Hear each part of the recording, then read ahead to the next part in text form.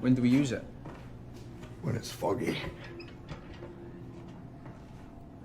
In the beginning, we see many workers along a coastal area, all busy getting ready for their next voyage out to sea. Among them is a man named James, who is finding it hard to pull himself away from his family. But work is work, and he has no choice. We are also introduced to two other men, Thomas and Donald, who will be making this trip alongside James. They load up their gear onto a boat and set off toward a remote island known as Flannan Isle. James, Thomas, and Donald have been assigned a 6-week duty at the Mojo Lighthouse station there. For those 6 weeks, they will have no contact with the outside world whatsoever. These 3 men are lighthouse keepers. They reach the island before long. The officers from the previous shift hand over all responsibilities to Thomas. Before leaving, they also say a quiet prayer for him. Thomas's wife passed away not long ago, and the grief is still very much with him. With the handover complete, the 3 men gather their supplies and make their way up to the lighthouse. Once inside, James begins showing Donald the ropes, since Donald is still quite new to this line of work. That night, a powerful storm rolls in.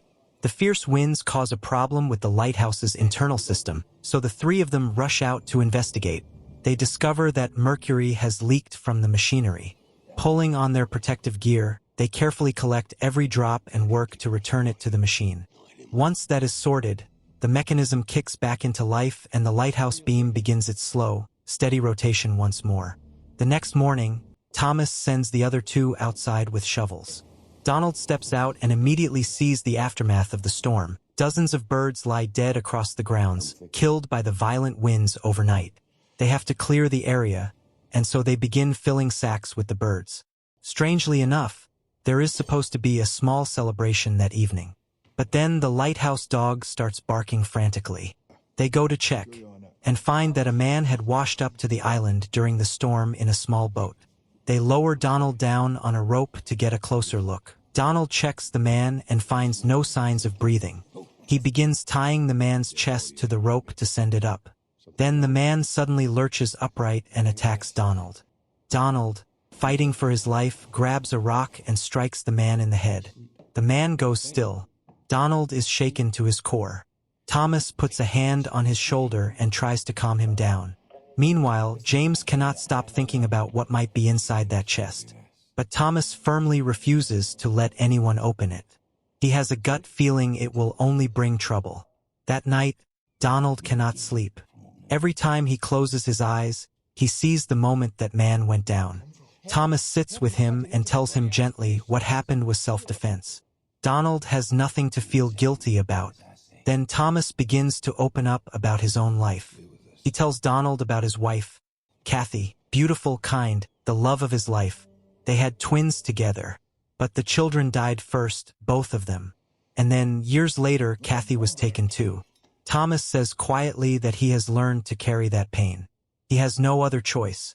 Donald breaks down in tears listening to Thomas's story.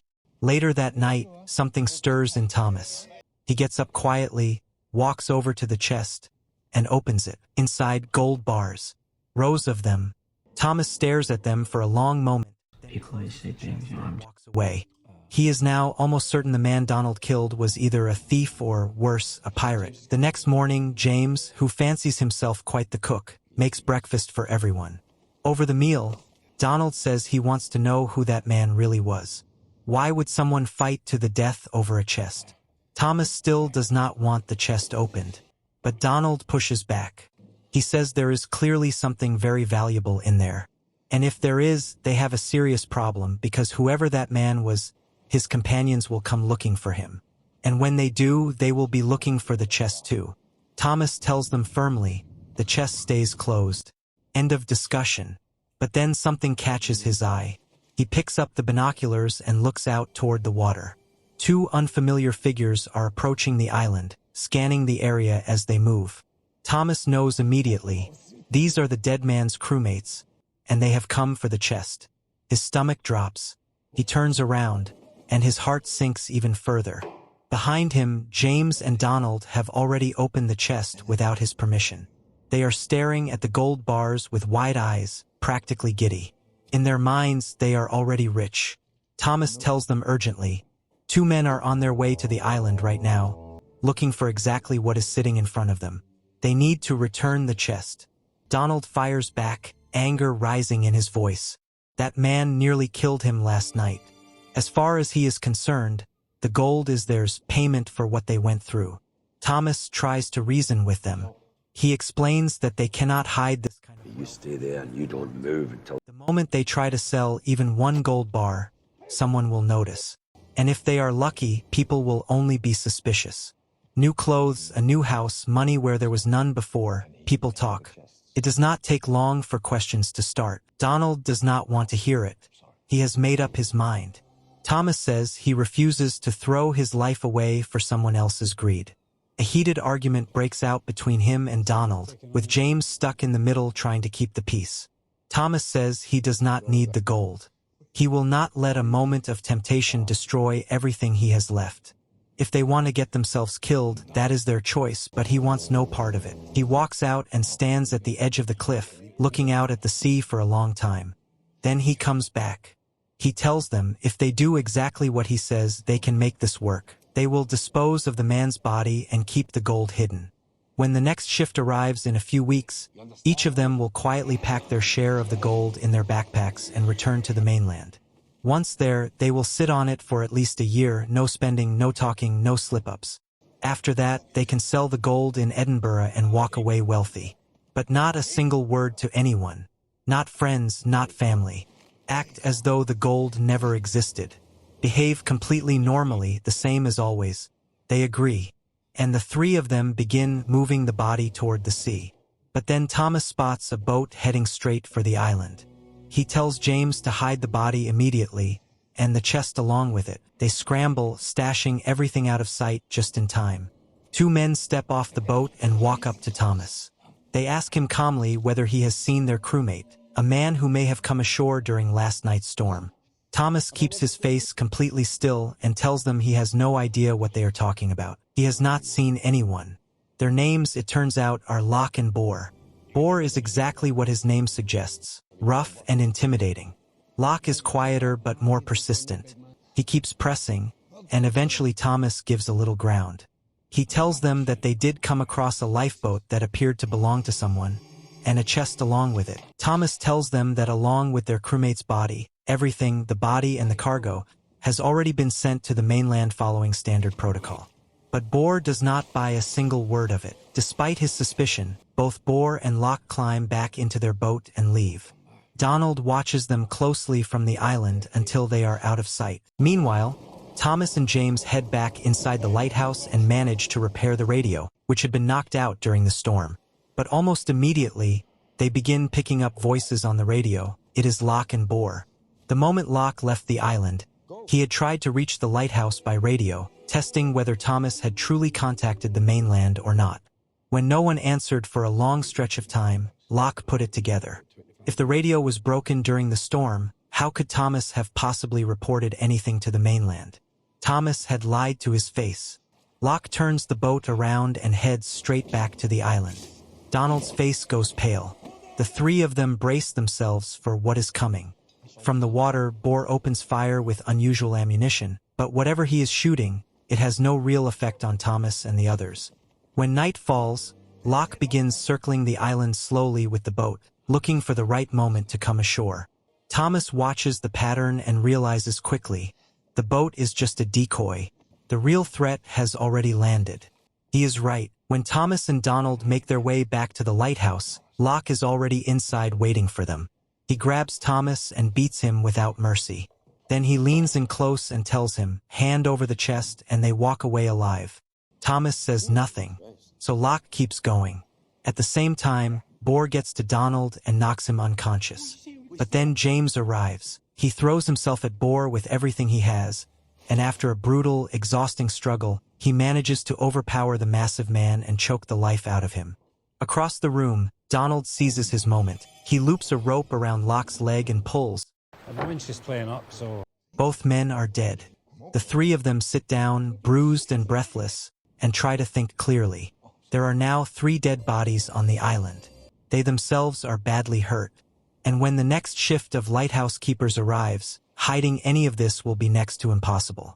Then Donald freezes. He has spotted something through the window. There is someone else out there, another one of the robbers still on the island. They go out to search. James catches a glimpse of a figure running and gives chase. He catches up and strikes the person down with his weapon. Then he looks at what he has done, and the world stops. The robber is a child.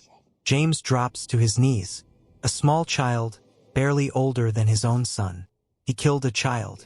The realization tears through him like a knife, and he breaks down completely, sobbing and shaking where he kneels. The next morning hangs heavy over all of them. James has not been the same since last night. He is moving through the day like a hollow shell, as though something inside him has simply switched off. Thomas tries to reach him, telling him gently that it was dark, he could not have known, and he carries no blame for what happened. But the words bounce off. James is already somewhere else, somewhere no one can pull him back from. Thomas is not doing much better himself. They drag the bodies of the robbers down to the boat, planning to take them out to sea and drop them where no one will ever find them. But when James sees the child's body up close, the size of him, the age of him, his face crumbles all over again. When they return to the island, James starts wandering after the dog with a blank, distant look in his eyes. Donald watches him and pulls Thomas aside. He says James has lost his mind, and that is a serious problem. In this state, he might say something to someone, tell them everything about the gold, the killings, all of it. Thomas snaps at Donald. He tells him it is shameful to think that way about a man who is suffering. But Donald has already made his decision. He wants to leave right now using the robber's boat. He is done with this island, done with all of it. Thomas tries once more to get through to James. James looks at him with empty eyes and says he cannot feel anything anymore. He says it feels like his soul is gone, like he is a sinner who deserves nothing good. Later, when James catches sight of Thomas and Donald talking together, something breaks in him. In his fragile state, it looks to him like his two friends are plotting to leave him behind. That night, James and Donald get into a vicious fight. Donald, in his frustration, calls James a madman and a child killer. That word, child killer, pushes James over the edge. He screams back at Donald, calling him nothing but a greedy, selfish man who brought all of this down on them and does not care who gets destroyed along the way. Thomas steps in and separates them, but the damage is done. The tension between all three is unbearable now. James disappears into the small chapel on the island and refuses to come out. Thomas brings him breakfast the next morning and slides the plate toward the door. James reaches out and pulls it inside. Thomas speaks to him softly through the door, telling him to try to let the pain dull over time, that carrying it this sharply will only destroy him. Meanwhile, Donald finishes packing his belongings and comes to find Thomas. He says he is leaving and that Thomas is welcome to come with him if he wants. He is not asking for permission. James overhears every word. He says nothing, gives no sign that he heard anything at all. But the moment Donald's guard drops, James moves. He wraps his hands around Donald's throat and does not let go. Donald, the one who started all of this with his greed and recklessness, is dead. Thomas stands there in shock and grief. He picks up a pot and strikes James, knocking him out. When morning comes, James is conscious again. Thomas tells him plainly, he has already moved the gold onto the boat. They are leaving immediately. If they stay, there is no way to explain Donald's death without everything unraveling. James nods. He helps Thomas carry Donald's body to the boat, and together they drop him into the sea, just as they had done with the robbers. But letting Donald go hits Thomas harder than he expected. Despite everything, he had come to care for that foolish, stubborn young man almost like a son. And James, whatever was left of him after all of this, is gone now too. He tells Thomas quietly that he does not want to live anymore. Thomas pleads with him. He tells him not to give up. Well, I guess it's gonna fucking have to be. There is still a life worth living on the other side of all this pain. James does not hear him. He steps off the edge of the boat and drops into the water. Thomas lunges for him, but James looks up at him from the water and asks him, "Push my head down. Let me go. Let me be done." And Thomas, with a broken heart and shaking hands, does what his friend asks. He gives James the ending he wanted. Thomas is left alone on that boat, surrounded by water and silence. He got the gold. but everyone he came to this island with is gone. So friends, let this be a reminder, some things are simply not worth chasing. The price you end up paying is always far greater than what you gain.